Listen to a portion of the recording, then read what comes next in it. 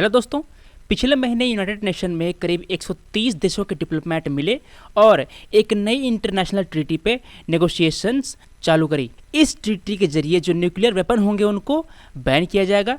इस ट्रीटी के जरिए वो कंट्री जो इन वेपन्स को प्रोड्यूस करेंगी, पोजेस करेंगी, उसका स्टॉक फाइल रखेंगी, उसको डिप्लॉय करेंगी और उसको यूज़ करने का धमकी देंगी, उसको इलीगल करार दिया जाएगा। इसको न्यूक्लियर वेपन्स को इलीगल करार दिया जाएगा। तो हम लोग इस वीडियो में पढ़ेंगे न्यूक्लियर डिसआर्मामेंट के बारे में। हम लोग समझेंगे कि न्यूक्लियर डिसआर्मामेंट क्या होता है, न्यूक्लियर नॉन प्रोलिफरेशन क्या होता है। इसके बाद हम लोग समझेंगे कि आखिर एनपीटी जैसी ट्रीटीज़ के आने के बाद भी आखिर क्यों हमारे दुनिया में न्यूक्लियर वेपन अभी भी मौजूद हैं, इसको हटाने के, इन वेपन्स को हटाने के क्या क्या चैलेंजेस हैं और इसको कैसे दूर किया जाए। ये सब बातें हम लोग आज इस वीडियो में डिस्कस करेंगे। करीब 130 कंट्रीज़ के डिप्लोमेट आए थे नेगोशिएशन में, मगर जो न्यूक्लियर वेपन कंट्रीज़ हैं वो वहाँ पर नहीं आए। यूएस के एम्बेसडर ने तो यहाँ तक कि जो हॉल है वहाँ जहाँ पे नेगोशिएशन हो रही थी उसके बाहर ही उन्होंने पब्लिक बायकॉट शुरू कर दी इस नेगोशिएशन का। तो हम देखेंगे कि आखिर ये न्यूक्लियर वेपन स्टेट्स कौन कौन से हैं। एनपीटी के अनुसार, न्यूक्लियर नॉन प्रोलिफरेशन टेरिटरी के अनुसार 5 है जो वेपन स्टेट हैं जो कि इनके द्वारा रिकॉग्नाइज किए गए हैं। कौन कौन? China, France, Russia, UK and US. आखिर इन्हें ही क्यों, इंडिया, पाकिस्तान, इन सबको क्यों नहीं?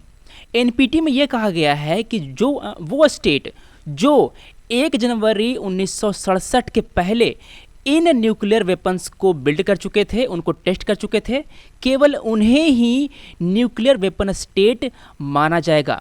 बाकियों को, India, Pakistan, north Korea, Israel, इनको न्यूक्लियर वेपन स्टेट नहीं माना जाता एनपीटी के अंतर्गत। इसके अलावा और कौन कौन है जिनके पास न्यूक्लियर वेपन है? तो देखिए, नाटो के अंतर्गत आते हैं बेल्जियम, जर्मनी, इटली, नीदरलैंड, तुर्की वगैरह। ये भी न्यूक्लियर वेपन को शेयर करते हैं। और Belarus, Kazakhstan, south Africa, Ukraine, ये सब भी देश है जिनके पास पहले न्यूक्लियर वेपन थे। साउथ अफ्रीका ने अपने सारे न्यूक्लियर वेपन्स को डिस्ट्रॉय कर दिया, उसको डिसमेंटल कर दिया। तो अब आगे होना क्या है? इस ट्रीटी पे बहस शुरू हुई है। अब ये ट्रीटी जो है वो अप्रूव होगी और सिग्नेचर के लिए बाकी देशों के पास भेजी जाएगी। कहा जा रहा है कि ये ट्रीटी जो है वो लीगली बाइंडिंग होगी, मतलब कि जो भी कंट्री इसको साइन करेगा, इसको रेटिफाई करेगा, उसको इन ट्रीटी में जो प्रोविजन है उसको मानना पड़ेगा, अपने न्यूक्लियर वेपन को हटाना पड़ेगा, डिसमेंटल करना पड़ेगा। दोस्तों, अब आपके लिए है 2 सवाल। ये क्वेश्चन करंट अफेयर से रिलेटेड है। पहला सवाल, पिछले साल अप्रैल में ही एक न्यूक्लियर सिक्योरिटी समिट हुई थी। आपको बताना है कि ये समिट कहाँ हुई थी। आपके पास 4 ऑप्शंस हैं: Washington DC US, Paris, New Delhi, Nairobi. दूसरा question, what does the category WMD weapons of mass destruction include? क्या क्या वेपन्स ऑफ मास डिस्ट्रक्शन में आते हैं?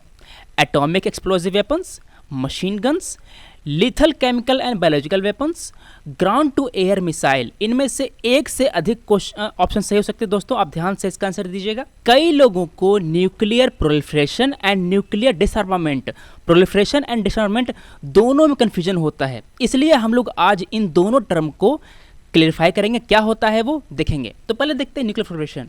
ये क्या होता है? Nuclear proliferation is the spread of nuclear weapon to the nation not recognized as nuclear weapon state। जो country nuclear weapon state recognize किए गए हैं उनके अलावा अगर ये वेपन किसी और देश के पास फैलते हैं तो इसे हम लोग न्यूक्लियर प्रोलिफरेशन कहा जाएगा। फॉर एग्जांपल, श्रीलंका, ये अभी एक न्यूक्लियर वेपन स्टेट नहीं है। अगर इंडिया श्रीलंका को न्यूक्लियर वेपन देता है या इसे बनाने की टेक्नोलॉजी देता है तो ये कहलाएगा न्यूक्लियर प्रोलिफरेशन।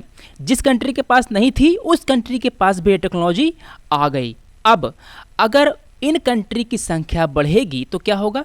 जो न्यूक्लियर वारफेयर है उनके होने के चांसेस काफ़ी बढ़ जाएंगे। क्यों? क्योंकि छोटे छोटे देश जिनके पास ये वेपन्स होंगे वो भी बड़े बड़े देशों को धमकाने लगेंगे कि भाई मेरे पास ये वेपन है, आप हम पे हमले न करें, आप हमको न धमकाएं, हम आप पे ये अटैक कर सकते हैं। International and regional relation will be destabilised and national sovereignty of state will be infringed upon. अब आते हैं न्यूक्लियर डिसआर्मामेंट की तरफ। डिसआर्मामेंट का मतलब होता है न्यूक्लियर वेपन को रिड्यूस करना और उसको धीरे धीरे करके एलिमिनेट कर देना। जिन कंट्री के पास पहले से वेपन हैं उनके पास से ये वेपन रिड्यूस करना और उनको एलिमिनेट कर देना। इसका यह भी मकसद होता है कि पूरे दुनिया को एक न्यूक्लियर फ्री वर्ल्ड बनाया जाए और न्यूक्लियर वेपन को कंप्लीटली एलिमिनेट किया जाए। तो आखिर हम लोग क्यों कोशिश कर रहे हैं इन वेपन्स को पूरी तरह एलिमिनेट करने की? कई कारण हैं। पहला कारण, all countries deserve equal security. देखिए, जिन जिन कंट्रीज़ के पास न्यूक्लियर वेपन है वो उन्हें ज़्यादा सिक्योर माना जाता है। क्यों? क्योंकि और लोग जिनके पास न्यूक्लियर वेपन है और जिनके पास नहीं है वो न्यूक्लियर वेपन स्टेट पे अटैक करने से, उनके खिलाफ कोई एक्शन लेने से कतराते हैं। फॉर एग्जांपल देखिए, इंडिया, इसके पास न्यूक्लियर वेपन है तो पाकिस्तान एंड चाइना दोनों इंडिया के खिलाफ एक्शन लेने से कतराएगा। उसी तरह पाकिस्तान के पास न्यूक्लियर वेपन्स हैं, इसीलिए इंडिया पाकिस्तान के खिलाफ कोई स्ट्रिक्ट एक्शन लेने से कतराता है। और तीसरा देख लेते हैं बांग्लादेश। बांग्लादेश पाकिस्तान के खिलाफ या इंडिया के खिलाफ एक्शन नहीं ले सकता। क्यों? क्योंकि बांग्लादेश के पास कोई न्यूक्लियर वेपन नहीं है। इंडिया और पाकिस्तान की जो सिक्योरिटी है वो बांग्लादेश की सिक्योरिटी से ज़्यादा है। तो हर देश के पास इक्वल सिक्योरिटी हो, इसके लिए क्या किया जाए? न्यूक्लियर वेपन्स को हटाया जाए, उनको एलिमिनेट किया जाए, ताकि इंडिया और पाकिस्तान को वही भय रहे जो कि बांग्लादेश को रहे। और अगला जो सबसे मोस्ट इंपॉर्टेंट कारण है कि ये न्यूक्लियर वेपन जो है वो ultimate means of mass destruction है। अगर किसी कंट्री ने दूसरी कंट्री पे इस वेपन का इस्तेमाल किया तो जो दूसरी कंट्री है जिस पे इसका इस्तेमाल हुआ है वो भी न्यूक्लियर वेपन का इस्तेमाल करने को फोर्स हो जाएगी। होगा क्या? There will be mutual assured mass destruction. देखिए, पहले यूएस और चाइना के बीच में कोल्ड वार चल रहा था, यूएसएसआर के बीच में, USSR Soviet Russia, Soviet union, और दोनों के पास न्यूक्लियर वेपन थे। दोनों ने एक दूसरे पे इन वेपन्स का इस्तेमाल करने से काफ़ी हद तक दूर रहे, क्योंकि वो जानते थे कि अगर यूएस रशिया पे न्यूक्लियर वेपन का इस्तेमाल करेगा तो रशिया भी यूएस पे न्यूक्लियर वेपन को इस्तेमाल करने को फोर्स हो जाएगा। इस कंडीशन में अगर मान लेते हैं कि यूएस ने रशिया पर इसका इस्तेमाल किया तो क्या होगा? यूएसएसआर के पास कुछ न कुछ वेपन्स बच जाएंगी जिसका इस्तेमाल वो यूएस के खिलाफ करेगा, और इस तरह दोनों कंट्रीज एक दूसरे को ये एश्योर करते हैं कि भाई तुम मारोगे तो हम तो तुम्हें मारेंगे इस रिटेलिएशन में। तो इस तरह there will be mutual assured, there will be assurity कि वहाँ पर डिस्ट्रक्शन होगी। अगला कारण क्या है? अगला कारण ये है कि हमारे दुनिया में जो न्यूक्लियर वेपन्स हैं उसका स्टॉक पाइल बढ़ता जा रहा है। ये डाटा है 31 जनवरी 2017 का। इसके मुताबिक पाकिस्तान के पास 140 हैं, इंडिया के पास 110 हैं। इंडिया के पास पाकिस्तान से कम न्यूक्लियर वेपन्स हैं। रशिया के पास है 7000 और चाइना के पास है 260। नॉर्थ कोरिया के पास करीब 10 हैं। इसराइल के पास 80 हैं, मगर इसने कभी कहा नहीं कि मेरे पास है।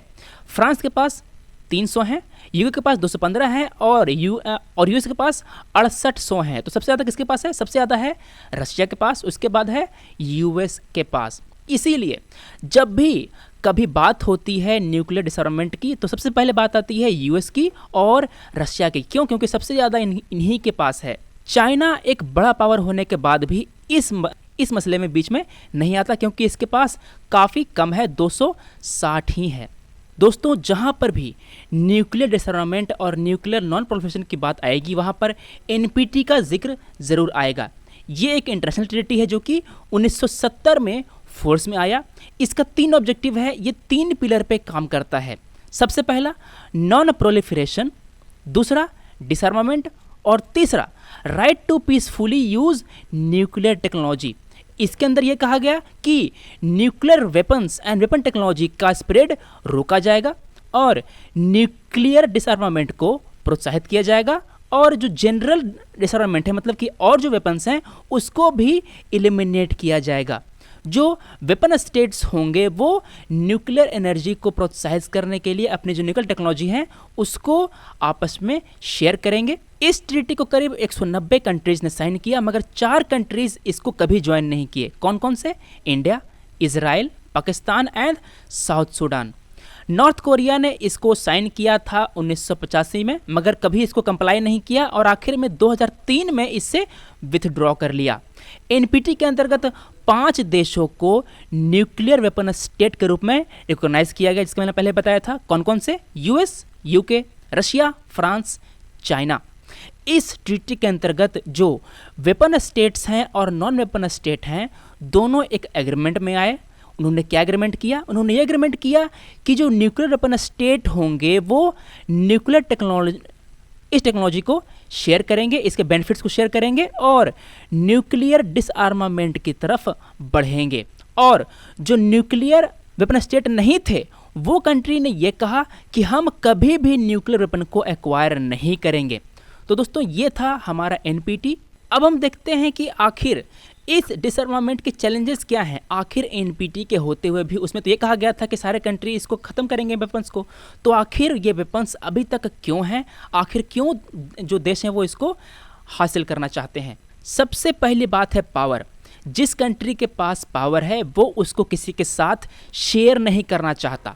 जो भी कंट्री यूएन के सिक्योरिटी काउंसिल में हैं, वो हमेशा ये कोशिश करते हैं कि और कोई कंट्री यूएन सिक्योरिटी काउंसिल में दाखिल ना हो। वो इंडिया का, जर्मनी का, जापान का, इन सब की एंट्री का विरोध करते हैं। वो ये नहीं चाहते कि वो अपना पावर किसी के साथ शेयर करें और वो ये भी नहीं चाहते कि उन्हें कोई इस सिक्योरिटी काउंसिल से हटाए। उसी तरह जिस कंट्री के पास न्यूक्लियर पावर है वो ये कभी नहीं चाहेगा कि उससे कोई ये पावर छीने। वहाँ पर उन कंट्री में पॉलिटिकल विलिंगनेस नहीं होती, वो हमेशा इसका विरोध करेंगे। दूसरी बात, इस ट्रीटी में यह कहा गया था, एनपीटी में यह कहा गया था कि देशों को न्यूक्लियर एनर्जी के पीसफुल यूज़ के लिए प्रोत्साहित किया जाएगा। अब क्या होता है, जो कंट्रीज़ हैं वो न्यूक्लियर एनर्जी को हार्नेस करने के लिए यूरेनियम इनरिचमेंट करते हैं, पर इशू ये है कि ये जो इनरिच्ड यूरेनियम है इसका दो इस्तेमाल हो सकता है। पहला इस्तेमाल होता है न्यूक्लियर रिएक्टर में, दूसरा इस्तेमाल होता है न्यूक्लियर वेपन में। अगर आपको न्यूक्लियर रिएक्टर में यूरेनियम का इस्तेमाल करना है तो वहाँ पर इनरिच्ड यूरेनियम का इस्तेमाल करना होगा। ये क्या होता है आपको भी समझाता हूँ। दोस्तों, यूरेनियम के कई सारे आइसोटोप्स होते हैं। आइसोटोप क्या होते हैं? आइसोटोप किसी भी एलिमेंट के एटम्स होते हैं जिनमें सेम नंबर ऑफ प्रोटॉन मगर डिफरेंट नंबर ऑफ न्यूट्रॉन होते हैं। फॉर एग्जांपल देखिए, हाइड्रोजन क्या है? इसमें एक प्रोटॉन होता है, एक इलेक्ट्रॉन होता है और एक भी न्यूट्रॉन नहीं होता, इसीलिए यहाँ पर लिखा होता है 1 1। अगर हाइड्रोजन का हम एक और आइसोटोप देखें, इसको बोलते हैं हम लोग ड्यूटेरियम। देखो, ये है प्रोटियम, यहाँ पर एक प्रोटॉन है और एक इलेक्ट्रॉन है, यहाँ पर लिखा गया 1 1। ये है ड्यूटेरियम, यहाँ पर एक प्रोटॉन है, एक न्यूट्रॉन है और एक इलेक्ट्रॉन है। इसके पास एक न्यूट्रॉन है ड्यूटेरियम में। इसका तीसरा आइसोटोप है ट्राइटियम, इसमें एक इलेक्ट्रॉन है, एक प्रोटॉन है और यहाँ पर 2 न्यूट्रॉन है। उसी तरह दोस्तों, यूरेनियम के भी कई सारे आइसोटोप होते हैं जिनमें प्रमुख हैं यूरेनियम 233, 235, 238 इत्यादि।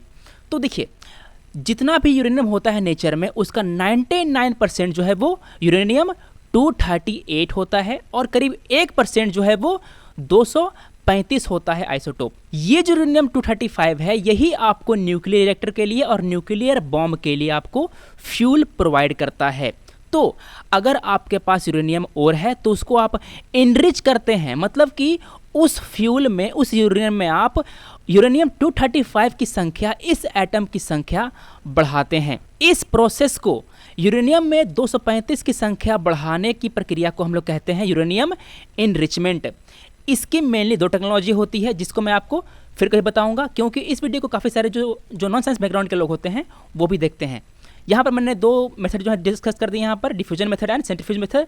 अगर आपको इंटरेस्ट है तो आप इसको पढ़ सकते हैं। हमारे काम के लिए बस इतना ही समझना है कि आखिर यूरेनियम इनरिचमेंट होता क्या है। अब हम आते हैं वापस अपने टॉपिक पे। हम ये कह रहे थे काफ़ी सारे देश जो है वो न्यूक्लियर एनर्जी का इस्तेमाल करने के लिए यूरेनियम को इनरिच करते हैं, मगर जैसे ही वो लोग इसको शुरू करते हैं उनके मन में आता है कि अगर हम लोग इनरिच कर ही रहे हैं तो क्यों ना हम लोग न्यूक्लियर वेपन बनाने के लिए भी इनरिच कर लें। तो इस कारण से काफ़ी सारे जो देश हैं वो इस एस्पिरेशन में जीते हैं और अपने यहाँ यूरेनियम को इनरिच करने की कोशिश करते हैं। जैसे कि देखिए, अभी हम लोग देख रहे हैं कि नॉर्थ कोरिया में ये हो रहा है और जो ईरान है वहाँ पर भी कई सारे प्लांट हैं जो कि यूरेनियम को इनरिच करने में लगे हुए हैं। अभी हाल में ही यूएस के बीच में और ईरान के बीच में एक ट्रीटी साइन हुई है इस इनरिचमेंट को रोकने के लिए। तो दोस्तों देखिए, इसका सोल्यूशन क्या है? इसका सोल्यूशन सिंपल है। अगर आपको अपने न्यूक्लियर रिएक्टर के लिए आपको चाहिए ही फ्यूल, तो हम क्या करेंगे, हम एक इंटरनेशनल फ्यूल बैंक बनाएंगे। इसमें जिन कंट्री के पास पहले से यूरेनियम इनरिच करने की क्षमता है वो अपना इनरिच यूरेनियम यहाँ पर बेचेगी, इस बैंक को बेचेगी। जिन कंट्री के पास यूरेनियम को इनरिच करने की क्षमता नहीं है और वो अपना रिएक्टर चलाना चाहते हैं, वो इस बैंक से इनरिच्ड यूरेनियम लेगी और अपनी रिएक्टर चलाएगी। इस तरह जिस कंट्री के पास यूरेनियम को इनरिच करने की क्षमता नहीं है, उसे अपनी टेक्नोलॉजी नहीं लगानी पड़ेगी, उसको पैसे इन्वेस्ट नहीं करना पड़ेगा और दुनिया में न्यूक्लियर प्रोलिफरेशन रुकेगा। और क्या क्या इशू है? हम लोग और इशू देख रहे हैं कि जिनके पास न्यूक्लियर वेपन है वो न्यूक्लियर ट्रायड बनाना चाहते हैं। ये क्या होता है? देखिए, अगर आपके पास न्यूक्लियर वेपन है तो सबसे बड़ी लिमिटेशन होती है ये कि ये है इंडिया, ये है पाकिस्तान। मान लेते हैं कि पाकिस्तान के सारे वेपन्स रखे हुए हैं कराची में। इंडिया के पास क्या ऑप्शन है? इंडिया क्या करेगा कि एक मिसाइल चलाएगा और उस एरिया को नष्ट कर देगा, पाकिस्तान के सारे न्यूक्लियर वेपन खत्म हो जाएंगे। तो कोई भी कंट्री करता क्या है कि अपने सारे वेपन्स को एक जगह नहीं रखता, अपनी जो लॉन्चिंग कैपेबिलिटी है, इन वेपन्स को छोड़ने की जो क्षमता है उसको बढ़ाता है। तो 3 तरीके होते हैं, या तो उसको आप थल से छोड़िए, या तो उसको आप जल से छोड़िए, या उसको आप वायु से छोड़िए। तो जल, थल और आकाश तीनों से न्यूक्लियर वेपन छोड़ने की जो शक्ति है उसको हम लोग कहते हैं न्यूक्लियर ट्रायड। जिन कंट्री के पास ये क्षमता होती है उसके पास सेकंड स्ट्राइक कैपेबिलिटी काफ़ी अच्छी होती है। अगर इंडिया पाकिस्तान पे हमला करता है तो पाकिस्तान अपने जल में जो इनके पास न्यूक्लियर वेपन है उससे अटैक करके इंडिया को डिस्ट्रॉय कर सकता है।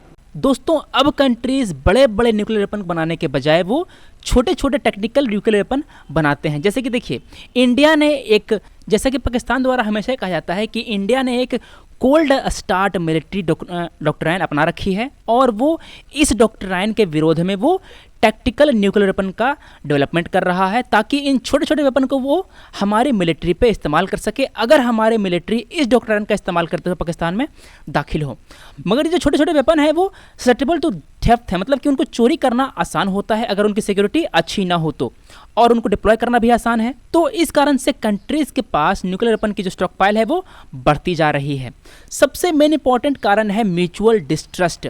अगर कोई कंट्री अपना स्टॉक पाइल खत्म करने की सोचता है तो उसको ये भय रहता है कि उसके दुश्मन के पास वो स्टॉक पाइल अभी भी मौजूद है, अगर हमने डिस्ट्रॉय कर भी दिया तो दूसरे के पास मौजूद है, वो हम पर हमला कर सकता है। तो दोस्तों, ये थे challenges in डिसआर्मामेंट of nuclear weapons. अब हम देखते हैं कि एनपीटी के अलावा और कौन कौन सी ट्रीटीज आई इस न्यूक्लियर वेपन के प्रोलिफरेशन को रोकने के लिए, इसको डिसआर्म करने के लिए।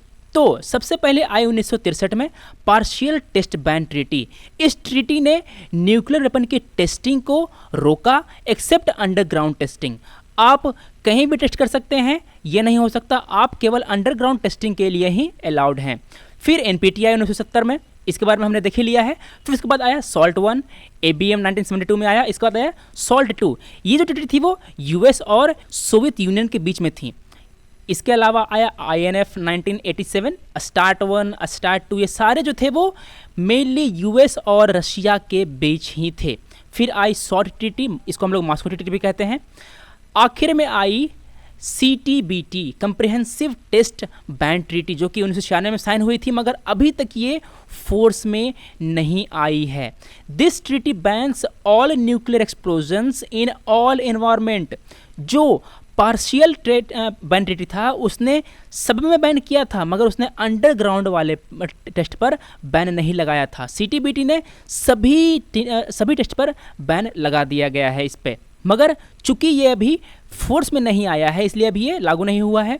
अब आपके लिए है एक सवाल, आपको ये बताना है कि कौन कौन से कंट्री हैं जिन्होंने अभी तक एनपीटी को साइन नहीं किया है। आपके ऑप्शंस हैं इराक, इजराइल, पाकिस्तान, इंडिया। इनमें से एक से ज़्यादा ऑप्शन सही हो सकते हैं, इसका ध्यान से आंसर देना है आपको। दोस्तों, कई बार कहा जाता है कि इंडिया ने अभी तक एनपीटी को और CTBT को अभी तक साइन नहीं किया है, तो क्या इसका मतलब ये है कि इंडिया इज़ अगेंस्ट न्यूक्लियर डिसआर्मामेंट? क्या इंडिया न्यूक्लियर डिसआर्मामेंट के खिलाफ है? जवाब है नहीं।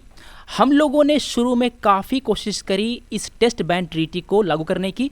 हमने, नेहरू जी ने 1963 में जो लिमिटेड टेस्ट बैन ट्रीटी आई थी, पार्शियल टेस्ट बैन ट्रीटी आई थी, उनके नेगोशिएशन में उन्होंने काफ़ी अहम भूमिका निभाई थी।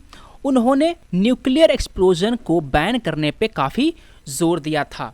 1974 में भी हमने जब पीसफुल न्यूक्लियर टेस्ट किया तो इंडिया ने उसमें सेल्फ रिस्ट्रेंट की पॉलिसी अपनाई। हमने कोई फॉलोअप टेस्ट नहीं किए, इसके अलावा हमने कोई फॉलोअप टेस्ट नहीं किए। जून 1978 में मोरारजी देसाई ने यह कहा कि हम न्यूक्लियर वेपन टेस्टिंग पे हम बैन चाहते हैं। ये उन्होंने यूनाइटेड नेशन की जनरल असेंबली में जाकर के कहा था। इंदिरा गांधी ने इस पोजीशन को अपहेल्ड किया 1982 में और उन्होंने एक टेस्ट बैन ट्रीटी को अपनाने की बात कही और उन्होंने ये कहा कि न्यूक्लियर वेपन की प्रोडक्शन को फ्रीज किया जाए, अब इसका प्रोडक्शन न होने पाए। भारत ने IAEA international atomic energy agency जो है इसको एस्टेब्लिश करने में भी काफ़ी नेगोशिएशन किया, उसमें काफ़ी योगदान दिया अपना। मगर जब NPT साइन हुई तो इंडिया ने इसको साइन करने से इनकार कर दिया, क्योंकि यहाँ पर एक दूसरे से भेदभाव किया जा रहा था। जो 5 स्टेट हैं उनके अलावा बाकी जो स्टेट हैं उनको न्यूक्लियर स्टेट मानने से इनकार किया गया और जो न्यूक्लियर स्टेट हैं उनको न्यूक्लियर वेपन रखने की अनुमति दे दी गई। भारत ये कहता है कि सभी को ये वेपन हटाने चाहिए, कोई भेदभाव नहीं होने चाहिए, तभी हम इसको साइन करेंगे। राजीव गांधी ने 1988 में एक एक्शन प्लान दिया जिन्होंने ये कहा कि जो न्यूक्लियर वेपन जो आएंगे नए उनके डेवलपमेंट को होल्ड किया जाए और भारत ने अपनी जो न्यूक्लियर वेपन है उसको टेस्ट करने के बाद नो फर्स्ट यूज़ पॉलिसी अपनाई। ये क्या होता है? नो फर्स्ट यूज़ पॉलिसी ये होती है कि हम अपने वेपन्स का इस्तेमाल पहले नहीं करेंगे। देखिए ये है इंडिया, इसके पास न्यूक्लियर वेपन है, अब इस पे 2 लोग इसका इस्तेमाल कर सकते हैं। पहली कंट्री जिसके पास न्यूक्लियर वेपन है, मान लेते हैं चाइना। दूसरी कंट्री जिसके पास न्यूक्लियर वेपन नहीं है मगर वो किसी कन्वेंशनल वेपन का इस्तेमाल करता है, किसी बड़े बॉम्ब का इस्तेमाल करता है, किसी केमिकल वेपन का इस्तेमाल करता है। तो अगर इंडिया पर कोई न्यूक्लियर वेपन कंट्री हमला करता है तभी इंडिया उस पर न्यूक्लियर वेपन से हमला करेगा, तभी रिटेलिएट करेगा।